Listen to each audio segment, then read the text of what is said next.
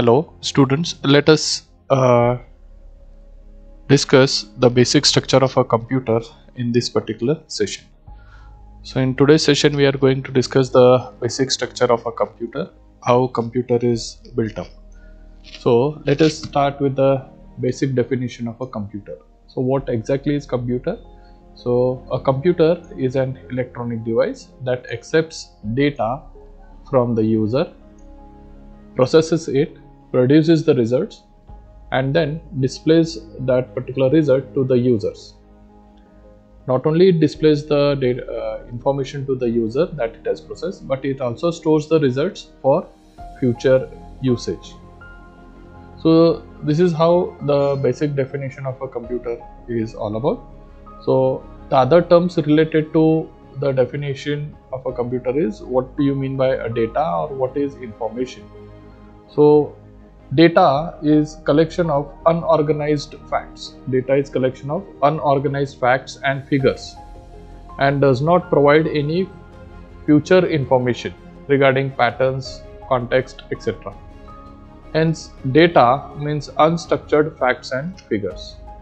Okay, it's only some collection of information that we have collected, but it's not in an organized way, which doesn't give a complete meaningful information.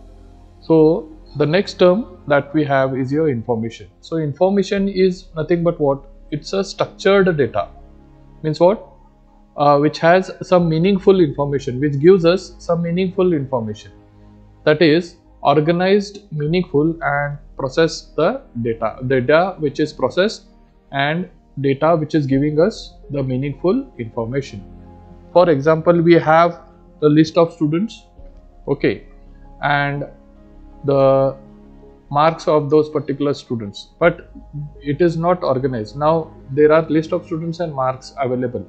Now when we put it in an organized way, we put it in a meaningful way, then when we process it, we get the meaningful information out of that information, like how many of them have cleared the subjects, how many of them have scored good marks in that particular subject, what is the percentage of result of that particular batch. So each and every meaningful information can be received from the unorganized data once we process that particular data. So to process the data, okay, and convert into the information that is required, so we use a computer for that. Okay, so what are the basic functions of a computer?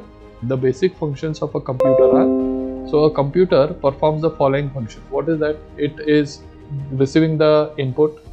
So the data is fed into the computer through various input devices, that is like keyboard, mouse, digital pens, etc. Input can also be fed through devices like your CD-ROM, pen drive, scanner. So these are some of the other input devices that we use to feed the information. Okay, so the next function of a computer is not only to receive the data, is also to process the data what it has received. We call it as processing the information. So operation on the input data are carried out based on the instructions provided in the program. So we write a program, or we have a program which will perform the necessary operations on the given input data, okay, and that data, okay, raw data is converted into a meaningful information. Then other function of a computer is for storing the information.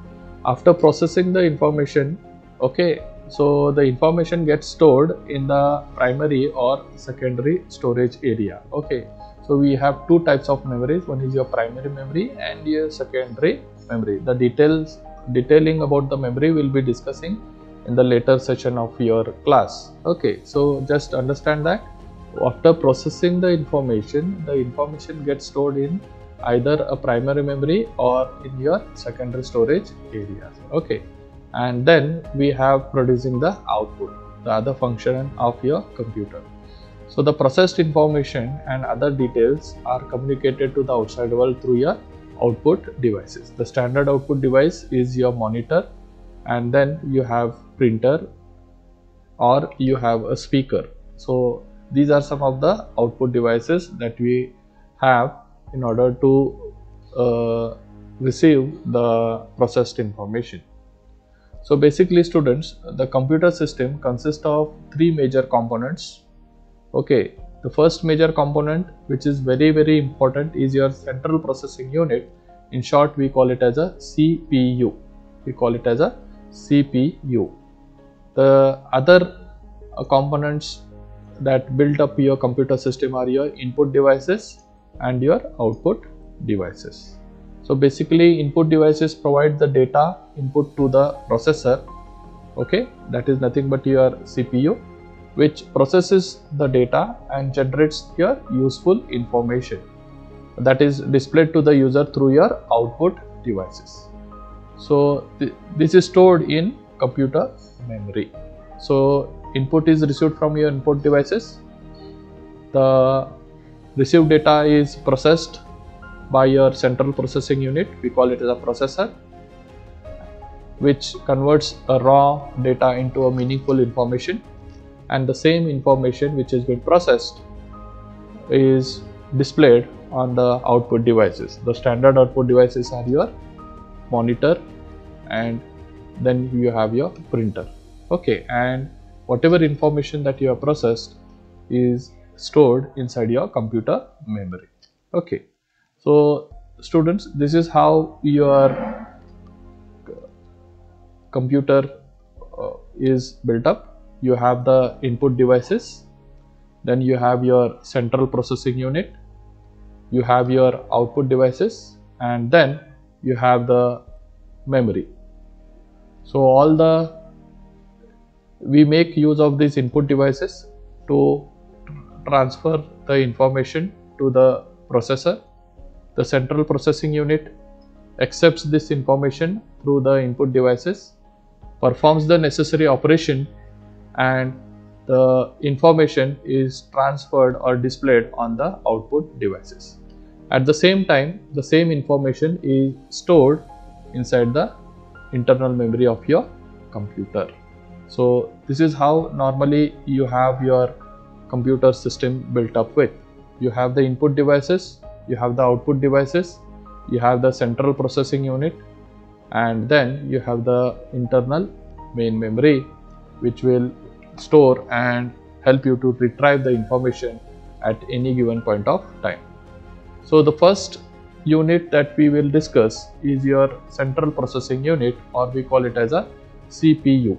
We call it as a CPU. So what exactly is central processing unit and what it is built up with? So the central processing unit, or we call it as a CPU, is called the brain of the computer. Is called the brain of the computer. It performs all the necessary operation that human being wants from the computer. Okay, as it controls the operation of all the parts of the computer. So it controls all the operations of the computer. So it consists of two components. The two major components of this central processing unit are your arithmetic and logical unit and your control unit. It consists of two components. One is your arithmetical and logical unit, we call it as an ALU, and the second one is your control unit. In short, we call it as a CU, or control unit. So this is how your central processing unit is made up of. It consists of your ALU, it consists of your control unit, and it consists and both CPU communicates with the main memory in order to store and retrieve the information. So all the information is stored inside the computer memory, and whenever you want to execute any code or any program or any data, then the CPU communicates with the main memory, receives the information, processes it, not only sends it to the output device so that you can see the result, but it also transfers the information to the main memory for future usage. Okay, so the first unit in your central processing unit is your arithmetic and logical unit. So what does this ALU do? So basically it performs arithmetic and logical operations. Arithmetic operations such as addition, subtraction, multiplication, division, and so on. These are the arithmetic operations that it does. And what are the logical operations? Logical operations are and, or, not, etc. The detailing about it will be discussing in your electronics subject. Okay, so these are the logical operations that the computer perform in order to process the information. So ALU stands for your arithmetic and logical unit. So the data entered into the computer is sent into the RAM. RAM is nothing but memory, primary memory. Okay, RAM stands for your random access memory, from where it is sent to the ALU, where rest of the data processing takes place. So whatever information that is stored, first it gets stored inside the main memory. Okay, and from main memory it is then sent to the arithmetic and logical unit, where rest of the data processing takes place. So all types of processing such as comparison, decision making and processing of non-numeric information takes place here, and once data is moved to the RAM. Okay, so after transferring the information from your main memory to your arithmetical logical unit, the arithmetical and logical unit performs the necessary operation on that particular data. Okay, so while processing the information whatever you have sent, okay, it may perform some of the operations such as comparing the data. It has to take some decisions in order to process that data, and it also processes some non-numeric information. And once the information is processed, okay, once again the processed data is moved back to your random access memory or your main memory. Okay, so this is how your arithmetic and logical unit performs. Then what is the role of your control unit? As the name suggests, controlling the entire operation. The word control tells us that it is going to control the entire operation of your computer. Okay, so as I told you, as the name indicates, this part of the CPU extracts instructions, performs execution, maintains and directs operations of the entire system.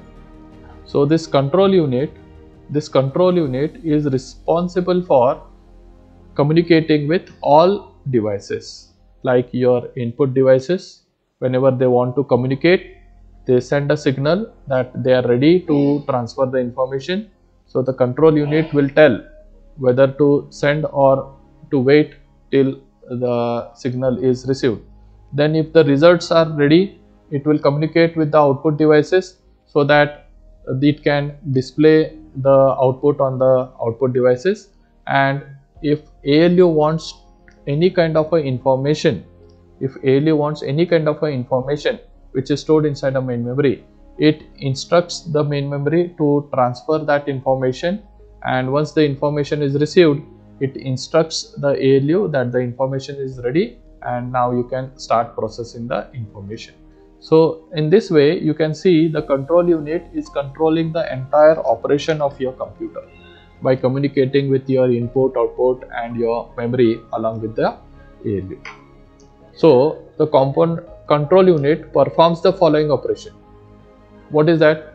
It controls all the activities of the computer, as I said just now, interacting with your input devices, interacting with your output devices, interacting with your memory, interacting with your ALU in order to perform the necessary operations. Okay, it supervises the flow of data within the CPU. As I told you, it is observing what all operations that are happening inside a computer. Whenever the data is ready with the input device and input device wants to send the data to the processor for processing the information, it is the control unit which handles all the interaction. So suppose ALU wants to get some data from the memory, then it is the control unit which sends the necessary signal to the memory for getting the information to the ALU.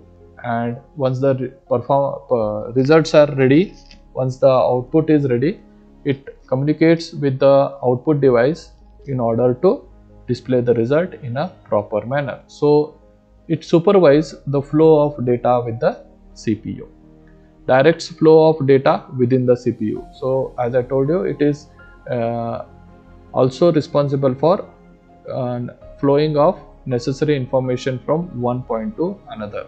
Okay, so it is also responsible for transferring data to arithmetic and logical unit, transfer results to the memory, fetches the results from the memory to the output devices. So you can see here, it controls all the activities, it supervises the flow of data within the CPU, it directs the flow of data within the CPU, transfers data to arithmetic and logical unit, transfers results to memory, and fetches the results from the memory to the output devices. So these are the major functions of your control unit.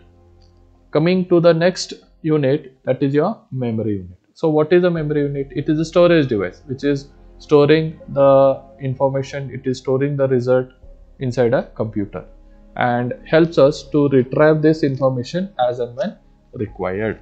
So this is unit in which data and instruction given to the computer as well as results can given by the computer are stored.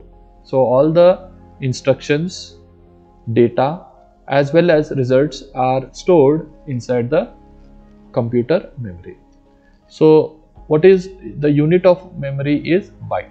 The unit of memory is byte. So all the information that we stored inside a computer we measure in terms of byte. Okay, so what is byte? 1 byte is equal to 8 bits. So bit is nothing but either a 0 or 1. So this is called as a bit. This is called as bit. So 1 bit, a 1 bit which is either 0 or 1. So what is byte? 1 byte is equal to 8 bits. So 0, 1, 1, 0, 1, 1, 1, 1. So this is called as 1 byte. This is called as 1 byte. Okay, detailing about the memory and other things, as I told you, we'll be discussing later. What is byte, what is bit, okay, and other units related to your memory we'll be discussing in detail. So currently computer memory refers to storage area where data is stored in two types. So we have two types of data. One is your primary memory and your secondary memory. Okay, so we have two types of memories. Detailing about this memory we'll discuss. So primary memory consists of a RAM, ROM, okay, your random access memory, okay, your read-only memory, okay, read-only memory, and your cache memory,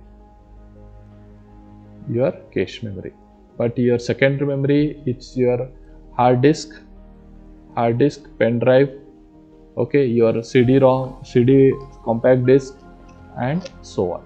Okay, so this detail about these two types of memories, okay, and detailing about the memory we'll see it in your next class. So currently we'll see only the important aspects of this basic structure of a computer. So the next, after memory, the next unit of your computer is your input unit. So input device helps to get input or data from the user. So whenever user wants to communicate with the computer, it makes use of the input device. So any information that is to be received by the computer, it receives this information through the input device. So few of the standard input devices that we have is your keyboard and mouse. So keyboard, as you know, was the first peripheral device to be used with computer, okay, where user can interact or communicate with the computer. It helps input text and numbers into the computer. So you know that the keyboard is made up of numbers as well as text, where you can type and send the information. It consists of 104 keys and 12 functional keys. So these functional keys have some special meaning, special purpose to perform the operation with the computer. So the next input device that you have is your mouse. So a mouse is an input device which is also called as a pointing device because it helps to point data on the screen. Okay, so it also helps to select highlighted contents and drag and drop controls. So it is another means of communicating with the computer, so apart from keyboard. Okay, there are other few input devices which helps to feed the data to the computer apart from your keyboard and mouse. So keyboard and mouse are the standard input devices. These are the two standard input devices that we use regularly. But apart from that, we have other input devices. That is, we have the trackballs, we have the digital pens, and we have the scanners. So trackball is also a pointing device as shown in the figure, which will work like a mouse. It is mainly used for gaming and entertainment purpose. So this is how the trackball looks like. Okay, then we have digital pens. A digital pen is another input device which mostly used with tablets, personal digital assistants, and etc. The image you can see here how the digital pen works. Okay, a digital pen is also called as a stylus, which helps to write and draw data over a pad. Okay, so anything you write it on the screen of this particular pad, okay, that is directly visible on the computer screen. Okay, then we have the scanners. So scanner transfer printed material and photographs or any kind of a document into a digital representation. So most of you must have seen the scanner in your colleges, schools, or any of your cyber cafes, where you convert a given material, printed material, a hard copy, into a digital representation, or we call it as a soft copy. After scanning of printed material, page is represented in memory as an array of pixel. It is okay, so this is how your scanner performs the necessary operation, which is also as an input device. Okay, the other input devices that we have, your barcode readers. Most of you have seen these barcode readers in your shopping malls, okay, or shopping centers. Wherever you go, this is now been used very widely. So barcode reader helps to read the information which is printed as bars in back of goods or items. Okay, so barcode readers are mostly and widely used input devices which can see in most of the products in our day-to-day life. So this is how your barcode reader looks like. Okay, then you have the another input device, that is your voice recognition system. So you have voice recognition system which interprets or receives detection or spoken commands to the authorized user. So you have this voice recognition system also acting as an input device. And then you have the touch screens. A touch screen is an input device which uses sensors to sense touch of users to get the input data. So like your mobile phones, what you have, whenever you click on a particular icon, it senses it and it performs the necessary operation. These are few of the input devices that you have. Okay, now moving out to the output devices. So few of the output units are, so basically output device helps to display output to the user. Some of the output devices are your monitor.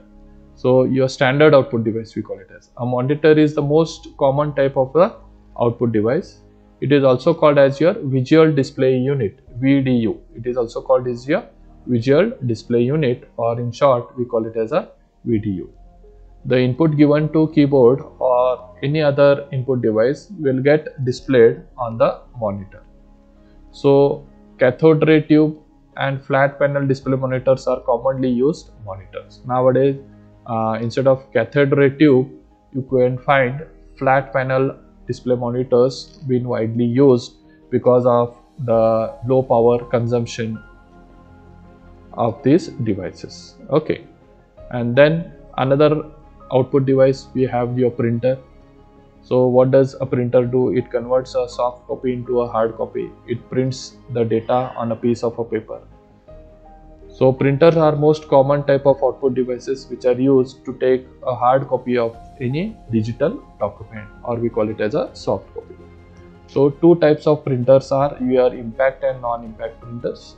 So non-impact printers such as laser and inkjet printers, which are less noisy and more reliable and faster, and are also high quality compared to your impact printers.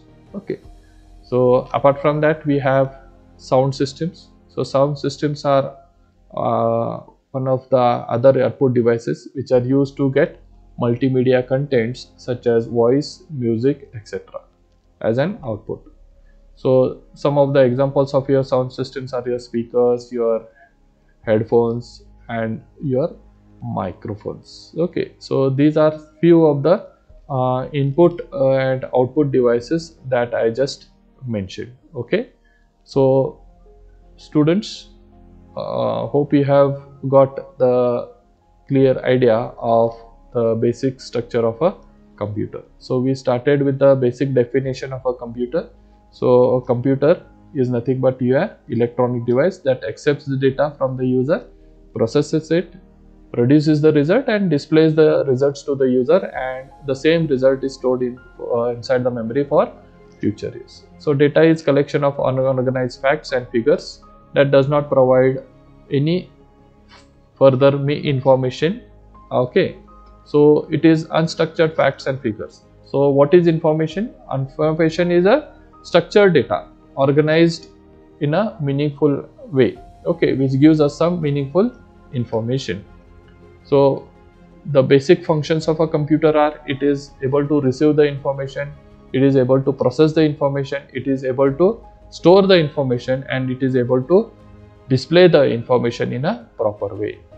The basic three major components that build up a computer are your central processing unit, your input device, and your output device. Okay, so input device provide the data to the input processor. Processor uses that data, processes it, and generates a useful information, which is then displayed to the user through the output device.